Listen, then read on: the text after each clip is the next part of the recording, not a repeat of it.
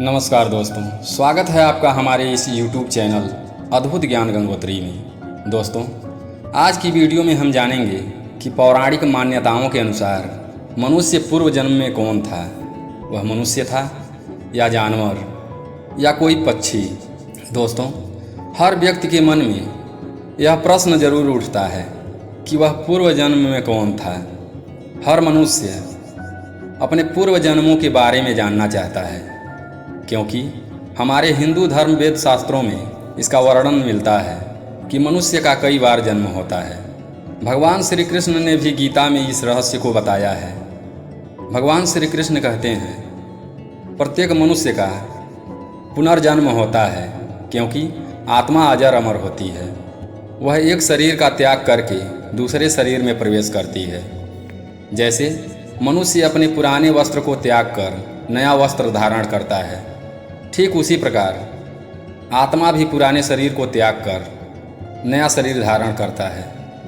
अब वह शरीर किसी का हो सकता है, जीव जंतु, पक्षी या फिर मनुष्य का। श्री कृष्ण बताते हैं कि मनुष्य का जन्म तब तक होता रहता है जब तक कि उसे मोक्ष की प्राप्ति नहीं होती। कभी कभार आपने देखा होगा कि कुछ लोगों को अपने पूर्व जन्म की कुछ बातें याद आने लगती हैं। स्वप्न शास्त्र के अनुसार कई बार मनुष्य सपनों में पूर्व जन्म से जुड़ी कई रहस्य देखता है। वहीं कई बार कुछ मनुष्यों को कुछ ऐसे संकेत प्राप्त होते हैं जिससे यह पता चलता है कि उसका पुनर्जन्म हुआ है। उसे पुनर्जन्म की कुछ ऐसी बातें सताने लगती हैं या कुछ ऐसी चीज़ें होती हैं कि देखने पर उसे पुनर्जन्म का आभास होता है। पौराणिक मान्यताओं के अनुसार आत्माओं की स्मृति को चित्र कहा जाता है और चित्र में अनेकों यादें संग रहती हैं। यह यादें कभी नष्ट नहीं होती। इसी कारण से मनुष्य को उसके वर्तमान जन्म में कई बार पूर्व जन्म के लक्षण दिखाई देते हैं। तो चलिए जान लेते हैं उन लक्षणों के बारे में जिससे हमें यह पता चलता है।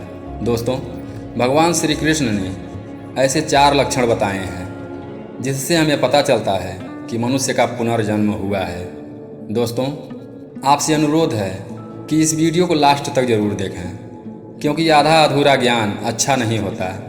दोस्तों, आगे की बातों को जानने से पहले आपसे एक छोटी सी रिक्वेस्ट है। अभी तक आपने हमारे चैनल को सब्सक्राइब नहीं किया है तो कृपया चैनल को सब्सक्राइब जरूर कर दें। दोस्तों, श्री कृष्ण उन 4 लक्षणों को बताते हुए कहते हैं कि सबसे पहली बात, किसी चीज़ के प्रति खास लगाव होना। यदि किसी मनुष्य को किसी चीज़ के प्रति खास भावनात्मक लगाव होता है तो वह पुनर्जन्म का लक्षण है। यह चीज़ कोई भी आदत या किसी भी क्रिया को करने की चाहत हो सकती है।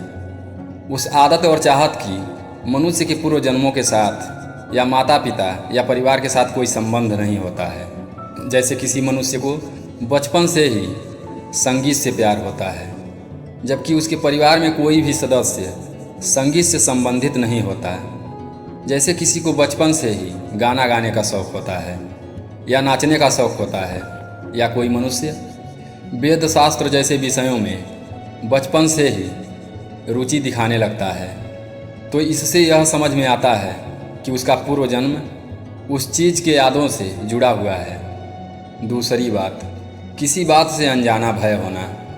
किसी मनुष्य को बिना किसी कारण कोई अनजान भय सताने लगता है तो यह पूर्व जन्म का दूसरा लक्षण होता है कि मनुष्य को किसी भी बात से या चीज़ से अनजाना भय सा लगने लगता है और यह बचपन से होता है। लेकिन आश्चर्य की बात यह है कि उस भय का उसके वर्तमान जीवन से कोई संबंध नहीं होता। यह भय पानी से, ऊंचाई से, अग्नि से या नुकीली चीज़ों से आदि से हो सकता है। यह मनुष्य के अंदर पूर्व जन्म की किसी घटना के कारण उत्पन्न होता है। जैसे यदि उसकी मृत्यु पानी में डूबकर हुई हो या अग्नि से जलकर हुई हो या ऊंचाई से गिरकर हुई हो, तो उसे वर्तमान जन्म में इन चीज़ों से डर लगने लगता है। भगवान श्री कृष्ण तीसरा लक्षण बताते हुए कहते हैं, तीसरा लक्षण कि एक ही प्रकार का स्वप्न बार बार दिखाई देना। पूर्व जन्म का सबसे बड़ा संकट यह होता है कि उस मनुष्य को एक ही प्रकार का स्वप्न बार बार दिखाई देता है। उस मनुष्य को सपने में कोई अनजानी जगह या अनजाने चेहरे दिखाई देने लगते हैं। यह सभी संकेत उस मनुष्य के पूर्व जन्म से संबंधित होते हैं, जबकि वर्तमान जन्म में उस मनुष्य को इन चीज़ों से कोई लेना देना नहीं होता है। फिर भी यह स्वप्न लगातार उस मनुष्य को आते रहते हैं, जो कि बहुत किसी जगह से लगाव होना। जिस मनुष्य का पूर्व जन्म होता है उस मनुष्य को किसी स्थानीय जगत से भावनात्मक और अलौकिक लगाव होने लगता है, लेकिन वर्तमान जन्म में वह उस स्थान पर कभी गया भी नहीं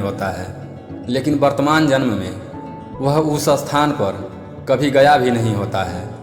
फिर भी यह भावनात्मक लगाव उसके पूर्व जन्म से संबंधित होता है। यह स्थान कोई समंदर का किनारा, पहाड़ी क्षेत्र या जंगल भी हो सकता है, जहाँ पर जाने की उस मनुष्य की तीव्र इच्छा होती है।